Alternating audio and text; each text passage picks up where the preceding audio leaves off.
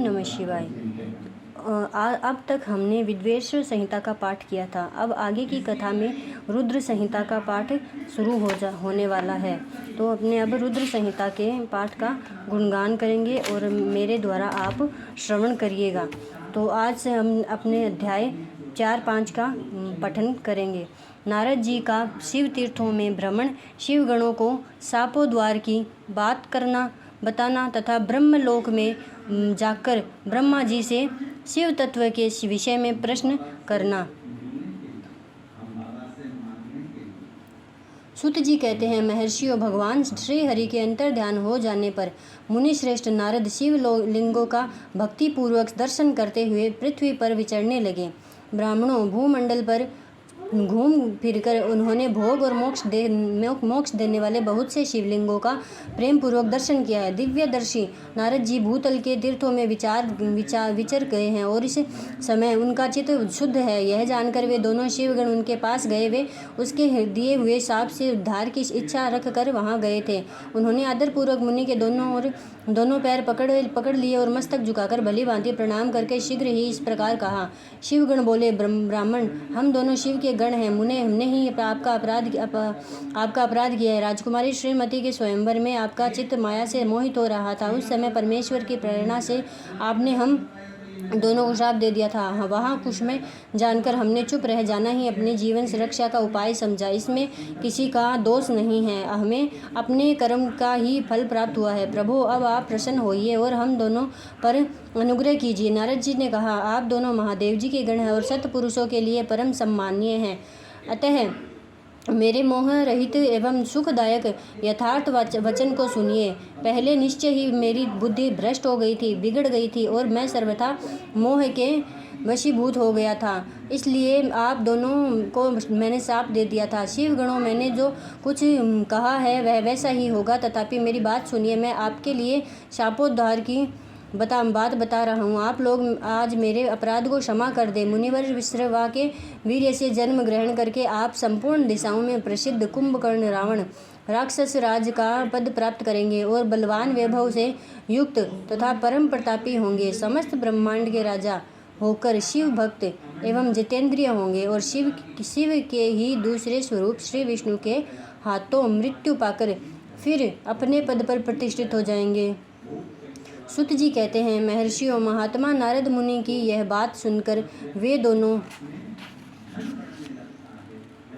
शिवगण प्रसन्न हो सानंद अपने स्थान को लौट गए। श्री नारद जी भी अत्यंत आनंदित हो अनन्य भाव से भगवान शिव का ध्यान तथा शिव तीर्थों का दर्शन करते हुए बारंबार भूमंडल में विचरने लगे। अंत में वे सबके ऊपर विराजमान शिव प्रिया काशीपुरी में गए। जो शिव स्वरूपिणी एवं शिव को सुख देने वाली काशीपुरी का दर्शन करके नारद जी कृतार्थ हो गए। उन्होंने भगवान काशीनाथ का दर्शन किया और परम प्रेम एवं परमानंद से युक्त हो उनकी पूजा की। काशी का सानंद सेवन करके वे मुनि श्रेष्ठ कृतार्थ का अनुभव करने लगे और प्रेम से विठ्ठल हो उसका नमन वर्णन तथा स्मरण करते हुए ब्रह्मलोक को गए।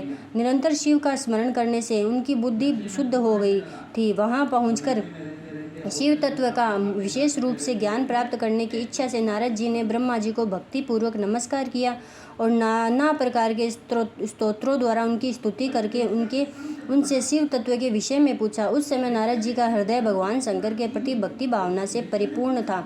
नारद जी बोले, ब्रह्मन परब्रह्म परमात्मा के बोले स्वरूप को जानने वाले पिता मैं जगत प्रभु, आपकी कृपा प्रसाद से मैंने भगवान विष्णु के उत्तम महात्म्य का पूर्णतया ज्ञान प्राप्त किया है।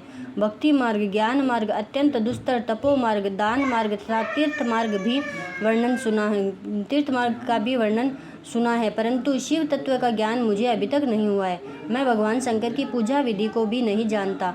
अतः प्रभु, आप क्रमशः इन विषयों को तथा भगवान शिव के विविध चरित्रों को तथा उनके स्वरूप तत्व, प्राकट्य, विवाह, गृहस्थ धर्म सब कुछ मुझे बताइए। निष्पाप पिता में ये सब बातें तथा और भी जो आवश्यक बातें हो उन सब का आपको वर्णन करना चाहिए। प्रजानाथ शिव और शिवा के आविर्भाव एवं विवाह का प्रसंग विशेष रूप से कहिए तथा कार्तिकेय के जन्म की कथा भी मुझे सुनाइए। प्रभु, पहले बहुत लोगों से मैंने ये बातें सुनी है किंतु तृप्त नहीं हो सका हूँ, इसलिए आपकी शरण में आया हूँ, आप मुझ पर कृपा कीजिए। अपने पुत्र नारद की यह बात सुनकर लोक पितामह ब्रह्मा वहाँ इस प्रकार बोले। ओम नमः शिवाय। तो हमने अब ये 1 2 3 4 5 की कथा का सार मैं आपको बताती हूँ। इसमें भगवान शिव की मतलब नारद मुनि जी के द्वारा एक गुफा में तपस्या करना और उनके द्वारा ये समझना कि मैंने कामदेव पर विजय प्राप्त कर लिया, जबकि ये सब सारा माया थी भगवान भोलेनाथ की। जब कामदेव भगवान नारद जी की कथा को भंग करने आए थे, उनकी विघ्न डालने आए थे, तब भगवान शंकर ने ही उनकी जो तप है उसमें विघ्न डालने से उन्हें रोका था। जबकि नारद जी ने ये समझा कि मेरे द्वारा जो तप किया गया है उसके प्रभाव से मैंने कामदेव को जीत लिया है। और वह ऐसा करके तपस्या पूरी करके वो भगवान शंकर के पास गए और वहाँ जाकर भगवान शंकर को बोला कि आपने तो आपने तो कामदेव को जीत नहीं पाए, मतलब आप तो कामदेव को जीत नहीं पाए, लेकिन मैंने कामदेव को जीत लिया है। ऐसा कुछ कहने पर भगवान शंकर के द्वारा ये कहना कि अब ये बात आपने नारद जी ने आपने मुझे तो बता दी है, लेकिन और कहीं मत बताना। ऐसा कहकर उन्होंने नारद जी को ये बात कहीं और बताने से मना किया, ताकि नारद जी का यश समाप्त ना हो। परंतु नारद जी ने ये समझ लिया कि वो ये नहीं चाहते कि मेरी यश का गान हो या मेरी इस सिद्धि का किसी को पता चले। तो उसने नारद जी ने ब्रह्मा जी को भी बता दिया और भगवान विष्णु जी को भी बता दिया। तब विष्णु जी ने अपनी माया भगवान विष्णु के पास बता के जब नारद जी जाने लगे, तो बीच में ही भगवान विष्णु ने और भगवान शंकर ने ऐसी माया रची कि एक महान बड़ा सा सुंदर सा महल बना दिया और उसमें मतलब सारे कुछ राजा महारानी सब बना दी। और वहाँ पे एक सुंदर कन्या, ऐसी सुंदर कन्या जिसकी वर के लिए मतलब स्वयंवर रच रहा था, जिसमें नारद जी वहाँ गए। तो नारद जी ने उस कन्या को देख के उस कन्या से मोहित हो गए और विष्णु भगवान के पास आके बोले कि मुझे वो कन्या से विवाह करना है।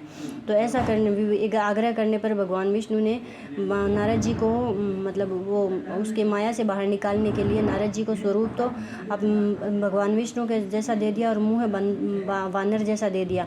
और वह जब राजमहल में गया, तब नारद जी गए, तब वो जो रानी है वो उनको देखकर और उनकी तरफ घृणा से देखने लगी और वह आगे बढ़ गई और उन राजाओं में से उसको रानी को कोई भी पसंद नहीं आया।